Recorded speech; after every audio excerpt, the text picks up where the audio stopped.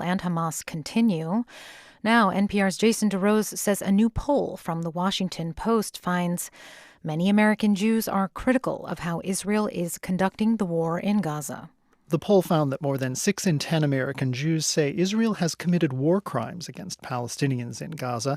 It also found that nearly 4 in 10 describe Israel's actions in Gaza as genocide. The Washington Post poll surveyed 815 American Jews in early September. The findings are in concert with a poll released last month conducted by Ipsos in collaboration with the University of California, Berkeley and the University of Rochester. That earlier study found just 31% of American Jews approve of Israel's military campaign in Gaza over the last 2 years, suggesting there's greater internal difference regarding Israel's actions than once thought. Jason DeRose, NPR News. And you're listening to NPR News. Help has arrived for more than 300 people trapped by heavy snow at campsites on Mount Everest, but more than 200 of them remain stuck in frigid temperatures. One person has died from hypothermia. Snowstorms on Saturday buried trails, stranding hundreds of tourists on the Tibet side of the mountain, and extreme weather has stalled rescue efforts. Paleontologists say they've unearthed the oldest and most complete skeleton of a little-known group of dinosaurs. They existed about 110 million years ago. Ari Daniel reports. The researchers in southern Mongolia spotted something in the rock face that looked like a perfectly polished jewel. It was a skull belonging to a new species of the oldest known pachycephalosaur, a dinosaur with a domed head made of solid bone. This specimen was at least 2 years old when it died, revealing young animals already had fully developed domes. Whether they were battling it out for territory or mates is something we're not entirely sure of, but whatever they were doing with those domes, they started practicing at a very young age. North Carolina State University paleontologist Lindsay Zano says the discovery fills a crucial gap in the evolution of these dinos. For NPR News, I'm Ari Daniel. The latest tropical storm has formed in the Atlantic. Jerry forecast to pass near the northern Leeward Islands later this week. And in the Pacific, Priscilla has strengthened to a Category 2 hurricane, bringing rain and wind to parts of Mexico's Baja California peninsula. Hurricane season lasts until the end of November. It's NPR News. Support for NPR comes from ARM, committed to delivering innovative, advanced computing designed to enable worldwide companies to unleash the capabilities and experiences of AI. The future of AI is built on ARM. ARM.com. This is NPR. Funding for This Is Nashville comes from you, our listeners. And Harpeth Hall, a Nashville independent school for girls in 5th through 12th grades, with admission preview day on November 2nd. Details available at harpethhall.org/admission. I'm Blake Farmer, and this is Nashville. This is a city whose story is tightly intertwined with the historically black colleges and universities here, Fisk, Meharry, Tennessee State. And let's not forget American Baptist across the river from us here in Metro Center. But there's an HBCU that most of us never knew about, Roger Williams University. Other than 2 plaques on the Peabody campus of Vanderbilt, there is not much left of the school's history, which is why a project at Vanderbilt University is trying to memorialize this institution that is long gone. Lanecia Rouse is a visual artist who is working with Dr. Kevin Murphy, Chair of Art History and Architecture at Vanderbilt, and they're both right here in the studio in front of me. Welcome to you both. Thank you. And a reminder, we are streaming on YouTube today, which is why I'm looking over Lanecia's shoulder every once in a while at the camera. Yeah, I'm looking at you at home. But you can join us if you want to watch here in the studio, youtube.com/@WPLN. If you can't find it, just look under that live tab at the Nashville Public Radio YouTube page. All right, so specifically, Kevin, you've got this course called American Icons and Monuments. You're investigating the history of Roger Williams University this semester. Lanecia is the first Berg Global Artist in Residence, working closely with your class. So Lanecia, let me start with you. How did you get drawn to this specific project? Yeah, so Kevin and I met at Haystack over a year ago. Well, you may have to start with haystack. Yes, haystack, craft in mountain school. All right. I was teaching, and he was one of the students in my class. And student becomes a teacher becomes, okay, I like this. Yeah, now a collaborator of sorts. And so in that forming of the relationship, I began to learn about opportunities at Vanderbilt through the Berg scholarship, and then also learning about Roger Williams and the work that Kevin was doing with others, Angela and others at Vanderbilt, to tell the story and to memorialize the story in history. And I've always been interested in history, my work. I'm a collage artist mostly, and I'm really wanting to tell stories. I see myself as a storyteller, as an artist, and I was drawn to the history and the story he was wanting to tell, and the opportunity to work with a historian like himself. Well, seeing some of your collage work, I feel like it's so accessible, at least to me. I don't think of myself as a real fine art person, and something about collage and materials and things, there's a lot to it that I can get. So we'll get into that. All right, so Kevin, the buildings that were on the Peabody campus from Roger Williams, they burned in 1905. And I read that the fires were suspicious. Like everywhere I talk, the word suspicious is used.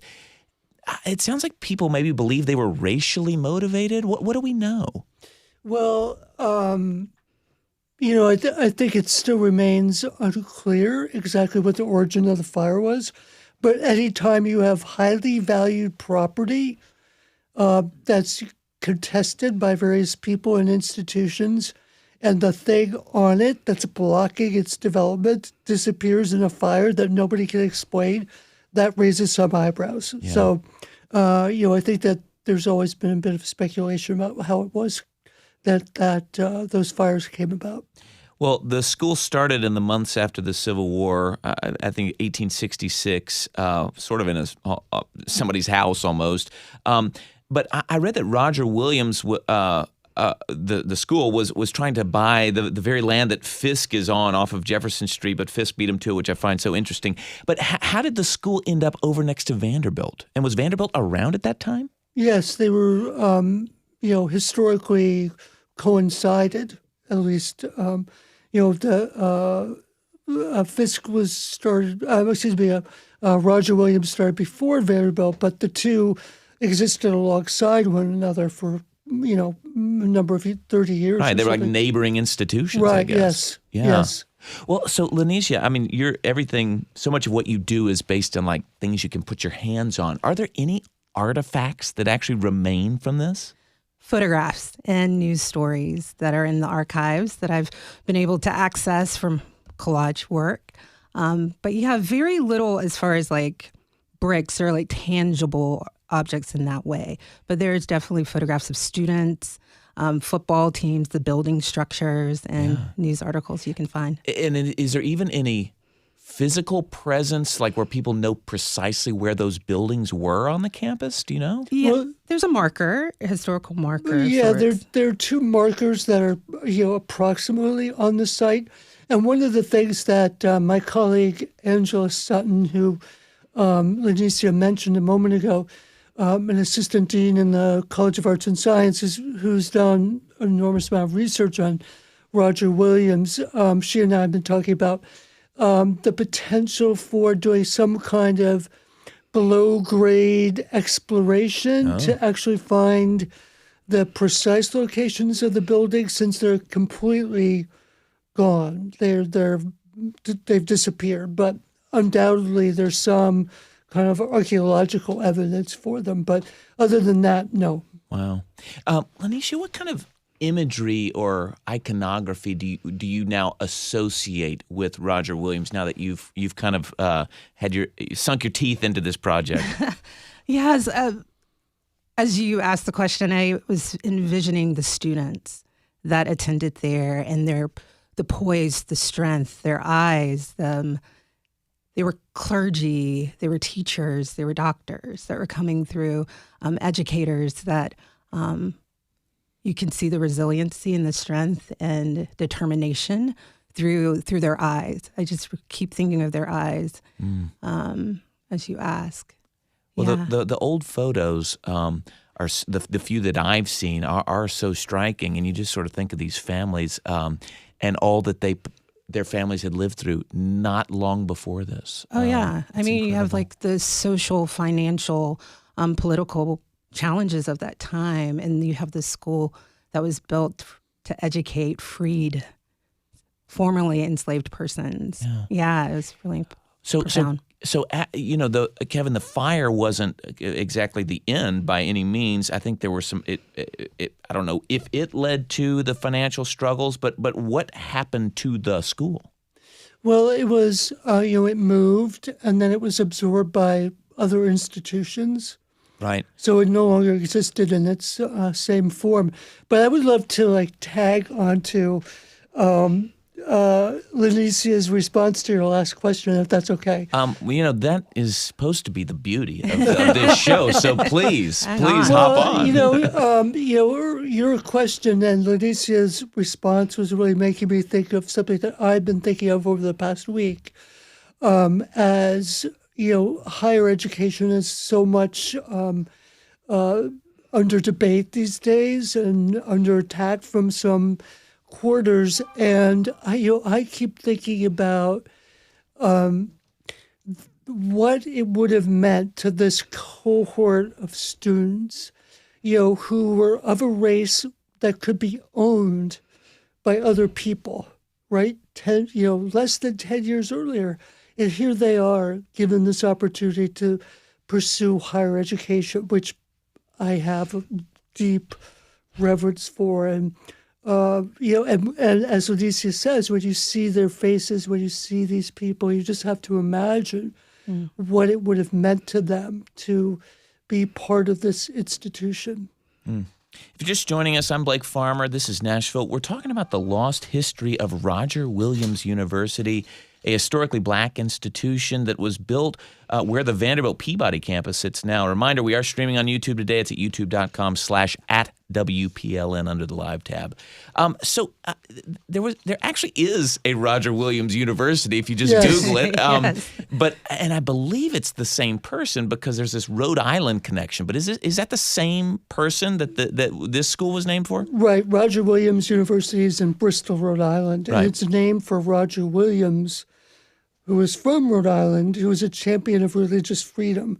And the supporters of Roger Williams in Nashville were from Rhode Island. And so it was named for him, but he had lived hundreds of years before and had no connection. But got that name. And so there's always a kind of confusion because people who know Roger Williams in Rhode Island, think that that's what you're talking about. Yeah. Well, but he was an abolitionist, correct? Lanecia, what have you learned about this character? And does he play a role in kind of the history here locally?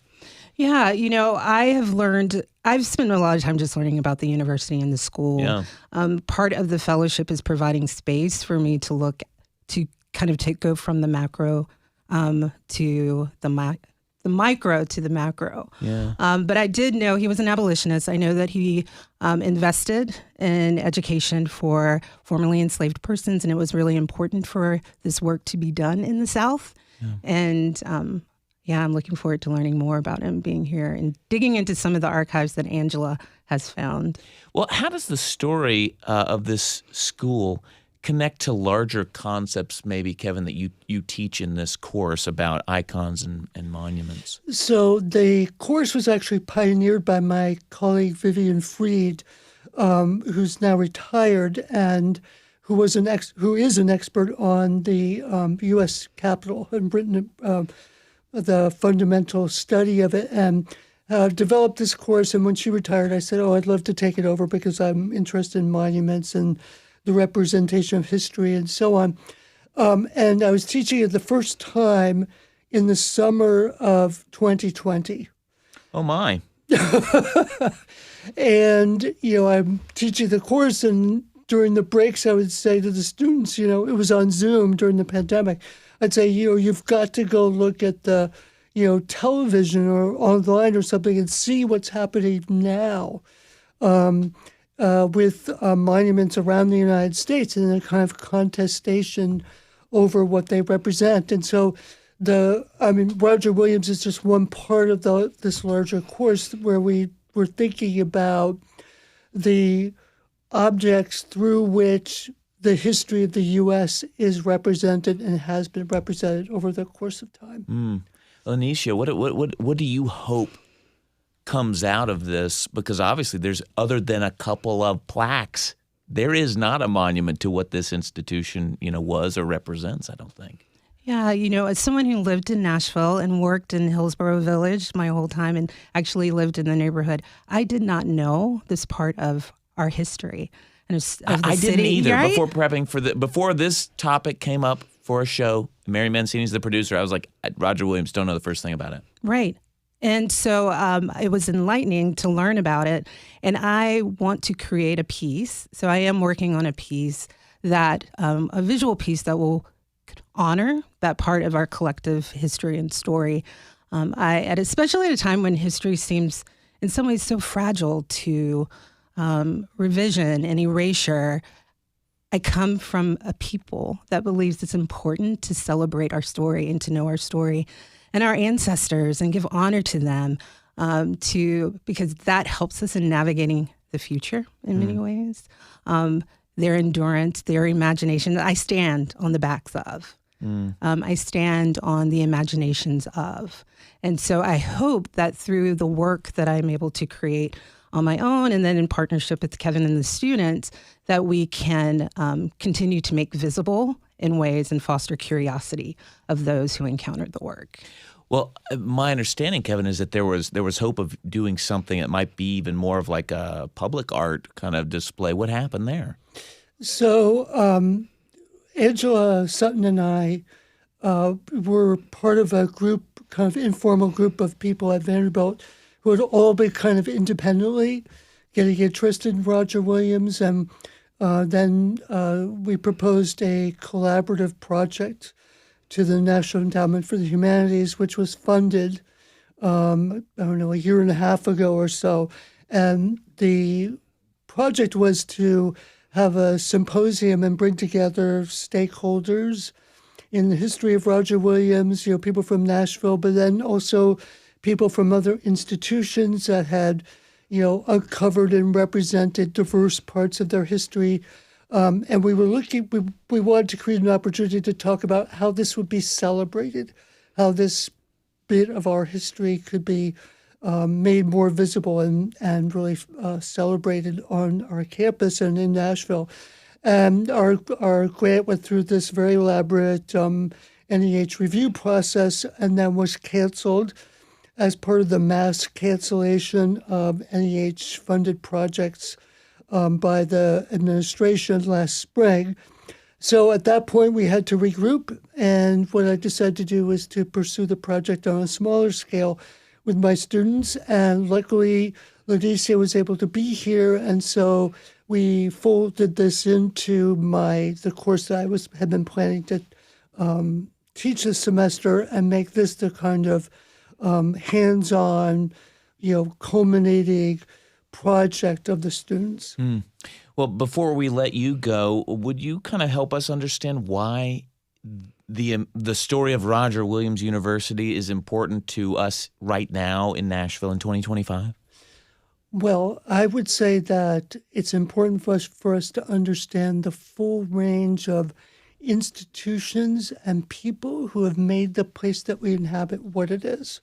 So, for instance, when I also teach a course on women in architecture, and in that course, I talk about Etta Cohen, who is the benefactor of the building where we meet, and very few people know her story. And she was a Jewish American woman, the wife of a merchant. They ran a jewelry and pawn shop downtown in Nashville, and she gave the money for our building, and she actually had an apartment there, and she was an artist, a collector. And her story, too, is one that I don't think is talked about enough. So I think that, to make sure that everybody feels included in an institution and a city, we need to know as much as we possibly can about that place. So I think understanding Roger Williams is part of that larger project. Well, thank you for at least giving this introduction today, and we look forward to seeing what else comes out of the project. When we come back, we'll have another Rouse in the house, Lanecia and her poet sister, Ciona Rouse. We'll talk about their project at the Curb Center, which is right there on the site of what was the Roger Williams campus. Stay with us. This is Nashville.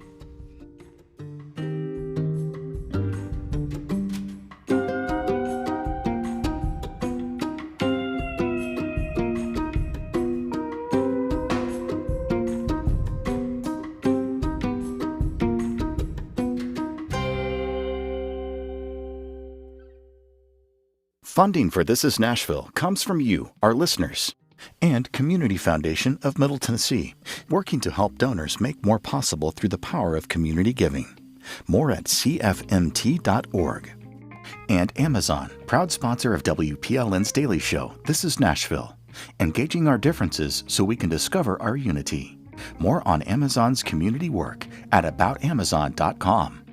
And Vanderbilt's Master of Liberal Arts and Science program, offering a variety of evening courses with flexible scheduling for working professionals and lifelong learners. Now accepting applications. Details at vanderbilt.edu/MLAS. I'm Rob Schmitz. Mass immigration raids have been met with protests in many Democratic cities around the country, and the Trump administration is pushing to deploy the National Guard to protect ICE officers and operations. We check in on what's going on in Portland, Chicago, and Memphis. That's next time on Here and Now. This afternoon at 1 on 90.3 WPLN News.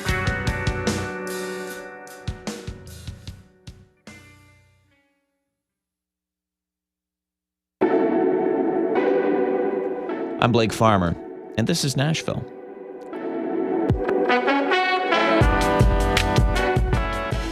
So this is Nashville, but our show is going to take us to South Carolina for a bit, to an unincorporated town with a few thousand people called Haygood, named after a Confederate general and a former governor of South Carolina. It's also the ancestral home of visual artist Lanecia Rouse, who was with us in our first segment, and poet Ciona Rouse. And it's the subject of their exhibit at the Curb Center on Vanderbilt's campus. Ciona, welcome to This is Nashville. Hi, thank you. I love being on the show. I can't believe this is your first time, but I'm glad to be here for it. Yes. Reminder, we're streaming on YouTube today. You can join us at youtube.com/@WPLN under the live tab. All right, so I don't know, Ciona, can you take us to Haygood for a second? What's it like? So Haygood, South Carolina is where my great-great-grandmother Annie grew up, and she was born there, the first free-born woman in our family, in my direct family line, and on this land. And my grandmother lived there with her, and my mother was born with a midwife right there on that land. And so in so many ways, we did not grow up there. We did not spend all of our time there because our grandmother ended up moving next door to Camden, South Carolina. But in a lot of ways, it's an ancestral home for us, this small town next to where our grandmother grew up. Wow. Or where she grew up. I got to visit last Thanksgiving to take some photographs of the land and walk with my mom and hear her stories of growing up there as a child. And she took me to the local grocery store, and it's a old southern town with the beautiful sunsets. I just keep remembering the landscape, beautiful trees and cotton growing, but the sun, the light, and the dirt roads that she just remembered walking down. Yeah, it was really beautiful. And that sounds so special. Well, let's, you mentioned trees, so maybe let's get to a piece of this work. So this exhibit, Haygood, that's in the Curb Center, features your collage work, Lanecia, and then your poetry. And we've got pictures of Lanecia's collage work on the web post for this episode. But I wonder, Ciona, if you would read us a poem featured in that exhibit. Give us a treat. Okay. Super. And I'm going to read a poem called Interrogation of the Southern Live Oak. It actually was born originally from another piece Lanecia did several years ago, and I wrote in response to it.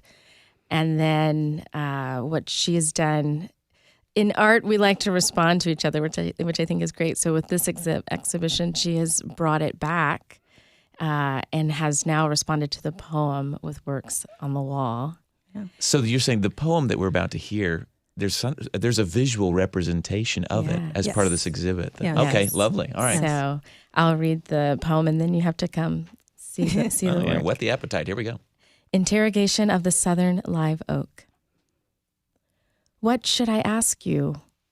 Why do I seek out the scent of your secrets, beg to gargle your history in my throat?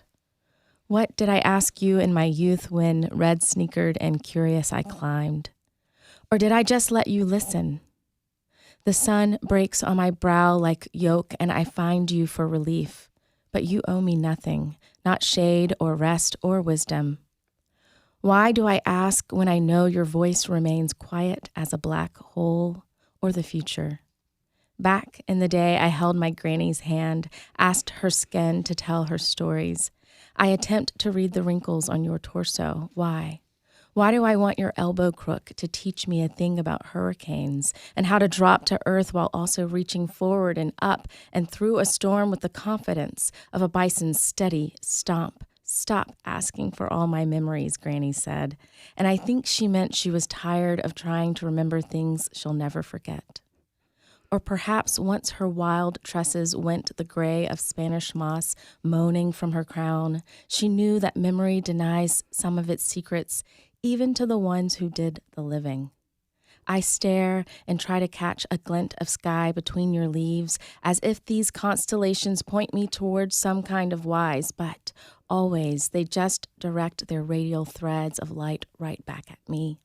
I am not the center of the universe. You don't owe me all of your understory or its knowing. I just see myself in this particular winter, appearing evergreen in the mirror, but shedding secretly. And I can't help but wonder what you've held and beheld, what kind of living taught you to hide your sloughing too. Poet Ciona Rouse. Every live oak seems to have some sort of story in it, and that one especially. Tired of trying to remember things she'll never forget. Right. I assume that you are talking about your actual grandmother, probably. Yes, wow, yes. It's beautiful. Well, one can see why these generations tied to this place in Haygood, South Carolina, would be great fodder for a project like this. As sisters, have you all worked together before? I mean, I guess you talked about your art in conversation, but Lanecia, have y'all tried to work like this together? No, this is the first time that we've worked to this extent. Yeah. Over the years, we have always been in conversation as artists with each other and sisters. And every now and then she would loan me a poem for a work. But this is our first time doing a collaboration. And we've wanted to. We've wanted Yes. to have that time and space to do it. And it's just never quite worked out until this opportunity. Wow. I know. I remember in 2018, I saw her. She got to work with Nick Cave for the Frisk. And I came to experience it. And I remember sitting in the symphony audience saying, I want to work with her. I want our work She's to got come something. to line. Yeah. And then when I saw the Kara Walker, my imagination, when she curated that and had poetry in that show as well, my imagination began to stir. We entered into conversation like in 2021, 22 about collaborating to this extent and what that would look like. Yeah, and we both had that a part of our practice. I've always been responding to art, even before I knew there was a word for that, ekphrasis, which is a Greek word for responding to visual art. But Ekphrasis? Yes, EKPHRASIS. Wow, that's beautiful. Mm-hmm. And so I already had that in my practice, and then she already was constantly responding to Lucille Clifton and other poets, and even, having them layered in her work already. So it made sense. Yeah, for us yeah. to collaborate. If you're just joining us, I'm Blake Farmer. This is Nashville. We're talking to visual artist Lanecia Rouse, her sister poet Ciona Rouse, about their exhibit at the Curb Center, which is about their ancestral home of Haygood, South Carolina. Reminder, we are streaming on YouTube today. Join us at youtube.com/@WPLN. One line in the exhibition notes says, But there's something about the South, something about being Black in the South, something about being Black and woman in the South that makes looking back a necessary way forward. I wonder if you all could unpack that concept for us. Yeah, I think there's so many different ways to unpack it. We like yeah. layers, obviously. Yeah. In poetry, we have layers, and in collage work. But, I think especially when I think of each of those particularities, they are all particularities that people like to place stories upon or make assumptions about being Southern, making assumptions about being woman, making assumptions about being Black. And so all of those coming together, that necessary aspect of actually reaching into history, actually really allowing a Black woman in the South to tell her story, to be in her story, to be in her power, is an empowering practice, is how I move forward. I remember when I first read Gloria Naylor's Mama Day, which is one of my favorite fiction books, and it just came alive to me in such a way that even though it wasn't how my grandmother behaved, I knew that this was such a part of my story. And it was these Black women who were in their power and moving powerfully through the Southern landscape, right off the coast of South Carolina in this book in particular. And so it's so important, whether it's fiction or real, for us to know our powerful way forward. And I think the entire nation can learn a lot about powerful ways forward when we listen to Black women, especially in the South. I also understand you all are kind of playing with this concept that Toni Morrison coined called re-memory, which I have had to brief myself on, but it's like when a memory, maybe of a traumatic event or something else, is so potent that it almost exists not just in someone's mind, but almost in a place that others could experience. So what kind of re-memories are you all sharing from Haygood, Lanecia? Yeah, we're memories of love, mothering, love in relationships, how relationships can birth joy and strength, but also deep pains and generational traumas that we are still working to heal today. We are remembering the land, our great-grandmother's table. We're remembering how they were givers, how they had very little in many ways when we think about money, and endured, and kind of in conversation with our mom and collecting these stories, and together we are remembering the realities that they endured, and yet they operated out of abundancy. Yeah, extremely generous. Especially the abundance of the land too. Like they actually ate from the land, and it was lush and beautiful. And they, when my mom lists all of the things that they planted and had there, and that they would just literally pick up a watermelon that their grandmother had planted. So they did live with little, but also felt abundant and had a lot because they had this relationship with the property. Yeah. And then too, there's a lot of personal story also getting kind of weaved into these stories of the women in our lives, and the endurance for me, and the faith, and this ancestral connection to the lives of these women that we're remembering has also helped build endurance and strength and fortitude in me as I am moving forward and navigating life and realities on a personal level and a collective level. So there's a lot of that memory work being done too.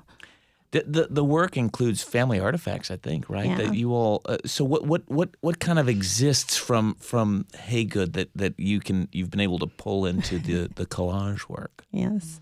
So my mom is really kind. It's taken her years to say, like, oh, yes, you are an artist and I can trust you with these artifacts. Except like you're going to get paint and glue all over this stuff. Right. But a couple of years ago, she was just like, okay, little by little, I'll begin to send you photographs, because my grandmother was the keeper of our story. I see. Like, her living room was a museum of all of the news articles, the photographs, the history of who we were.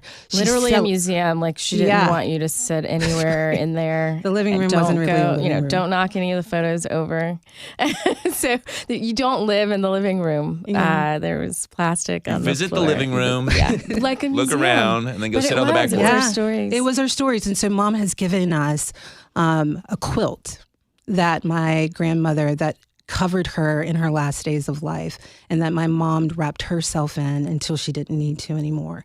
And this summer she gave it to me, and it's like, you can create art with this. It's in the show. There is a picture frame that belonged to our great-great-grandmother Annie. So it's over 70, 80 years old, that is in the work. There are tablecloths that my grandmother loved to cook, and she loved her table. Her door was always open. And if you wanted a meal, you could have a meal. And so we have her tablecloths that my mom has given me, clothes, the church dress. Her candy bowl. She was the candy lady in the neighborhood. Like, had a little bodega candy shop across the street, and we had to share her with the kids in the neighborhood. But we have her candy bowl, and we have candy next to the quilt, because she was a giver that people can we'll keep it stocked. You know, the whole exhibition for people just to take there is one. actually a candy jar at the exhibition. A candy bowl, yes. So feel free to take it, you're Please saying, if you take visit it. the Curb Center. Okay. Yeah. Ciona, I wonder, did you all of these things, I mean, I'm living in it as if I'm sort of visiting my grandparents or something. I wonder what you're hoping could become universal about your all's very particular exploration of your own lineage. Yes. The practice for me has been so life-giving, and it's one that I've done for a long time. When I was 26, I started asking the women of my family to tell me their stories so that I could collect them, and which is why my granny was like, "Get out of my face," but which I mentioned in the poem. But so I really did feel like it was important for us to start having those stories in our bodies, and then right now, as we're facing revision in history and the threat of history being erased, I feel like what a wonderful thing for us all to practice, to really own our stories, to have them. I teach at the women's prison, actually, and so I work with women who aren't free, and I'm constantly saying, but what you do own is your story. It's yours, and no one can lock that in a cage. You can get it out in the world. And so remembering that we can own our stories, and we can own our histories, and that we can be the storytellers of it. And we can tap into that mothering energy that I think is lush and lovely and growing and necessary right now. It does seem like if somebody else was given this story, one could see them taking in a very different direction, a more expected direction about sort of the pain, the hardship that came before your great. You know what I'm saying? Yeah. And it doesn't seem that's the. I'm hearing love, lushness, these abundance. Abundance, yeah. One of my favorite professors in grad school, and these words have shaped the way I approach my work. He said, opened up class by saying, "We are storied people all the way down to the bone." And that we're all born into stories that are not of our own choosing. And as he began to go on, he helped me, and I've clung on to those words because it's like, oh, I want to know the story I was born into. I want to know the stories that I'm allowing to claim me, the ones I want to let go of, the ones I want to write for myself and with others. And so I am hoping, like we thought about this exhibition as storytelling, as visual poems on the wall, and we're inviting people to enter in our story with hopes that it evokes and opens them up to their own. Yeah. And I think that's important work as we all move forward. Well, you all are doing workshops where you invite people to kind of explore their own maternal lineage through collage and poetry. I think there's maybe one November 1st, something like that, if the calendar is right. But how do you guide people to do this work that you all have been doing over the last many years? Yeah, so one of the practices, again, that I adopted in 26 was when I was 26, in 26. In 1926. That's my grandma coming out. No. But was a step back practice. And so there's this actual like movement practice where you're stepping back into memories. And so you'll have to come to the workshop to experience it, but I guide people through that, and we get some language going where they are actually connecting to their own family histories. And then Lanecia. And then I have a practice of sitting with visuals and photographs and slow reading of those visuals to create like a picture, to then create visual collage pieces. And a practice of sitting with words. So the words that they create, then they will be invited to slowly read and allow that to spark the collage that they create, the visual that they create. And it's been fun. It's been really fun so far. Lanecia's gotten to work with a lot of students, but these are also community workshops, so people are coming from all over. And we even had a child at the last one, which is all are welcomed. All right, well, there'll be links to such things at the show post today, and we're actually going to be talking about the Curb Center specifically here in just a moment, but we do need to take one more break. And when we come back, we'll go inside the Curb Center, get to know this gallery at Vanderbilt that, apparently also throws some of the best artist receptions in town, we hear. This is Nashville. Stay with us.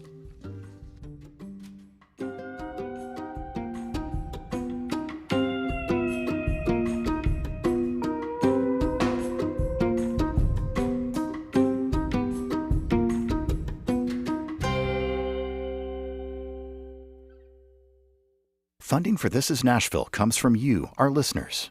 And Wildwood Resort and Marina on Cordell Hall Lake, offering corporate and nonprofit retreats, getaways, and celebrations. 1 hour east of Nashville, year-round. More at visitwildwood.com. And Alliance Bernstein, built on a culture of knowledge and innovation to help advance the financial success of their clients. AllianceBernstein.com. Alliance Bernstein is not affiliated with National Public Radio. And Tennessee Performing Arts Center presenting the Improvised Shakespeare Company October 18th and 19th. Based on suggestions from the audience, actors create an improvised comedic work using the language and style of Shakespeare. Details at tpac.org. When you choose to make a substantial contribution to WPLN, you are investing in the future of this community by helping ensure that vital information is freely available. Learn more at WPLN.org/legacy. Immigration enforcement is ramping up in Middle Tennessee as federal officials send more ICE agents to the region. I'm Mariana Bacallao, and I bring you the latest on this rapidly changing situation here at WPLN News. I'm Blake Farmer, and this is Nashville. Well, we've covered a lot of ground. We started the hour learning the unseen history of Roger Williams University, which is a historically black college that didn't make it beyond the 1920s, largely because it was burned in 2 suspicious fires. We talked about the artistic project to memorialize this institution, then ventured to South Carolina to work in an exhibit that Lanecia and Ciona Rouse have at the Curb Center Gallery about tracing their own maternal ancestral lines. And we wrapped the hour inside the Curb Center itself, which is at the corner of what would have been the Roger Williams University campus, now the Peabody campus of Vanderbilt. Producer Mary Mancini dropped in to the Curb Center for a midday tour.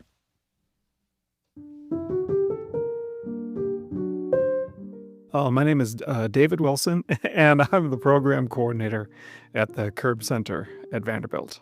And the Curb Center is kind of like this little hidden gem on campus for interdisciplinary arts opportunities for faculty, staff, students, as well as the community.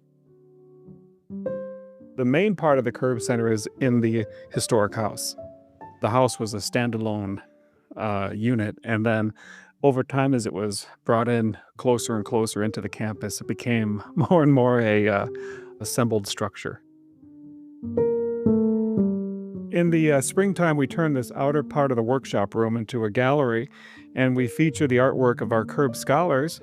It's a cohort group of about 16 students, I believe, this semester, and they're a very talented group from all disciplines. Some of the artwork that you see back here in the hallway, this is sort of artwork that's been collected over the years with the Curb Center for artists who have engaged with either exhibitions or interactions with the Curb Scholars. The Big Al Carter piece Come to find out, it was created by Bob Gray, a Tennessee artist who is extremely popular.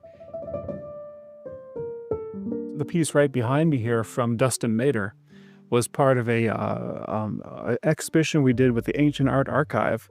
Dustin Mader produced this portrait with a Vanderbilt art student, and the symbolic nature of this portrait shows the unity of community from different parts of our nation, especially from the Chickasaw Nation. We have one piece that spoke about the urgency of redesigning Edge Hill. 10 years later, we still have that urgency even more. We also have the best receptions on campus, by the way. Well, if there's an art reception that's happening, it's happening here. You heard it. Best art receptions in town at the Curb Center. And joining us in the studio is Dr. Leah Lowe, theater professor at Vanderbilt and director of the Curb Center for Art, Enterprise, and Public Policy Art. So when's the next artist reception? It will be in the spring. Oh, you have an answer? Yeah. I don't know the date yet, but I did want to say we are going to, in the spring, we're doing a juried art show, and we are accepting contributions right now. It's a show that's going to be focusing on resilience and adaptation in the face of the climate crisis. So if folks are interested, they can find more information about that on our website. And by folks, we're not just talking about students, faculty, right? It's for the community. This is for the community. So we really want to feature the artwork of Middle Tennessee artists. And I think we went through various definitions of Middle Tennessee before we settled on Davidson County and the 5 surrounding counties that touch it. Okay. Well, it does seem like the Curb Center is as much about engaging the community as it is folks who are on campus at Vanderbilt there. What do you find is your guiding principle for how you all spend your time?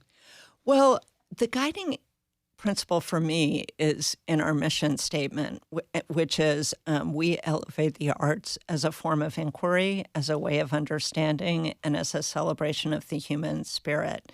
So we are really interested in thinking about how artists are asking questions and responding to pressing issues, right? Just the same way that scholars, write books about pressing issues. Art is a different way of asking questions, and I think it addresses a different part of our being than scholarship does, but it's equally important, I would argue.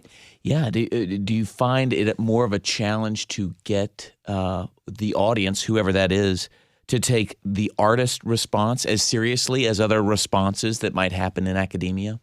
Well, I think academia is often a culture of the book, right? So I do spend a fair amount of time just,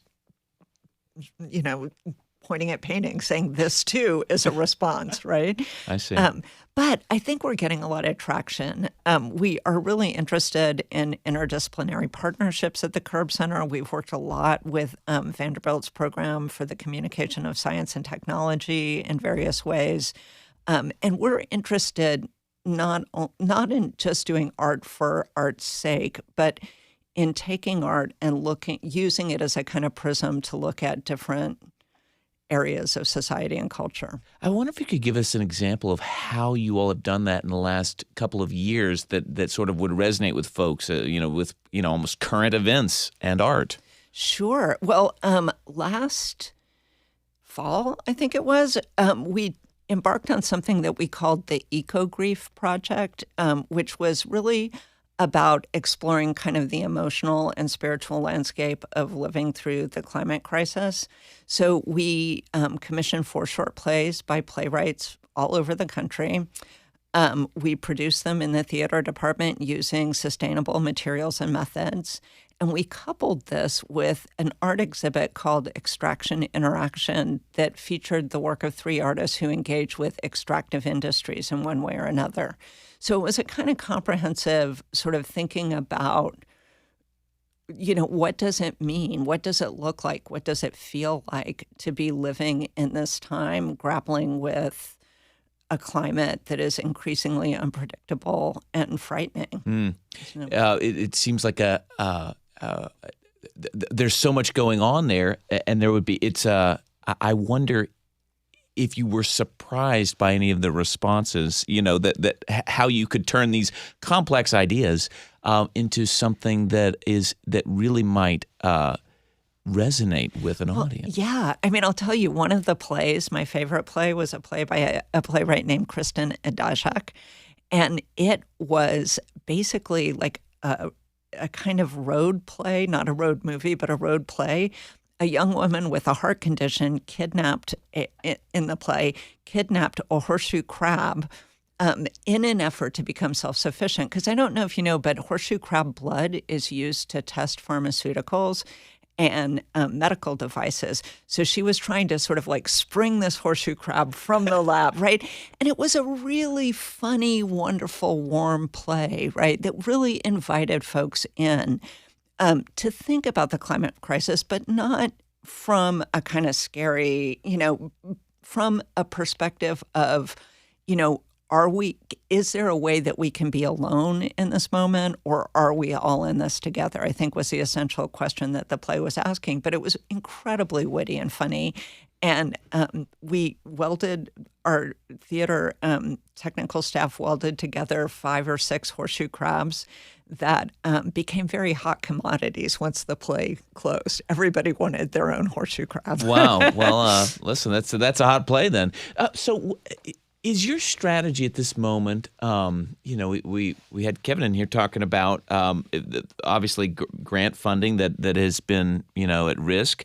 But is your strategy changing at all in this moment when arts funding is kind of being cut here and there all over the place?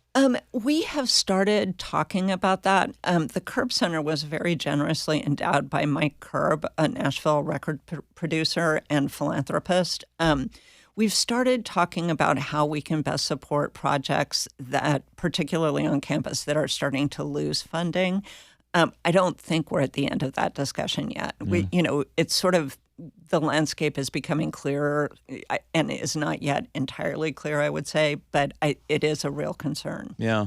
I mean, it does seem like you may not realize what practical effects there are from cutting funding of some kind until all of a sudden, it's that project that's going to go away. Have you all seen anything go away that has made you all want to step in and help out? Well, we run a small grant program for students, faculty, and staff that often provides it's not a huge amount of money, but it's often the difference between someone being able to do a project and not being able to do a project. And I think we're going to be continuing to get more requests. We work with a dance company based in Austin, Texas, that is starting to kind of pivot the way that they're thinking about collaborative projects based on funding. So we're just starting to kind of have a conversation with them about what a planned project. I think we had planned a project with them. They're called Forklift Dance Works. That is not the project we will be doing. We will be doing a different project instead in response to some of the funding cuts. Oh, I see. I see. Well, what kind of projects, you talked about this jury show coming up, but like what kind of projects is the center interested in supporting? What would you like to see? Well, I personally love projects that are collaborative in some way, shape, or form. So I am really, really interested in partnering with different entities around campus. So that may not be the places where you would think like, an art TV show or an art project. So I'm really interested in working with our science folks. We are in the process of taking the temperature of the community to think about medical humanities and potentially doing a medical humanities certificate. But we also love collaborating with groups in the community. So for the past couple of years, we've had this really beautiful show that we have done in collaboration with Gilda's Club of Middle Tennessee that features work by people who have been touched by cancer in one way or another. So sometimes it's caregivers, sometimes it's patients themselves, and sometimes it's health professionals who work with folks.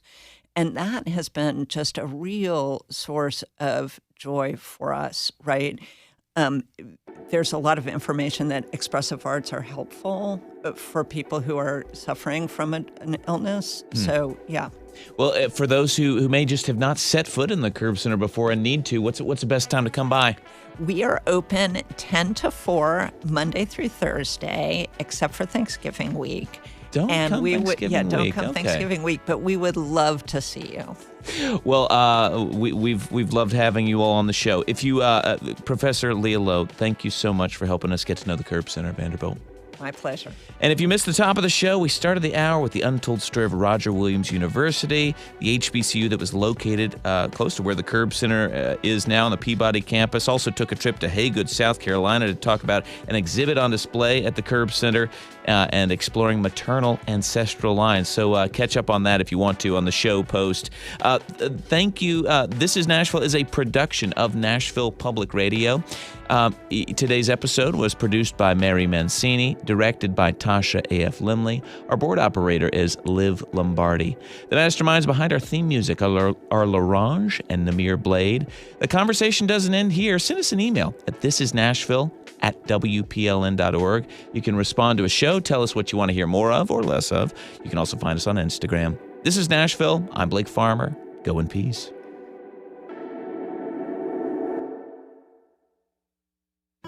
Alive, honoring 50 years of compassionate care.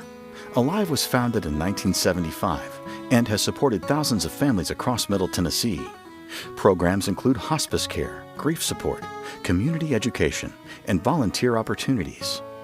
As the region's first hospice, Alive continues a legacy of care and compassion. Learn more at alivehospice.org.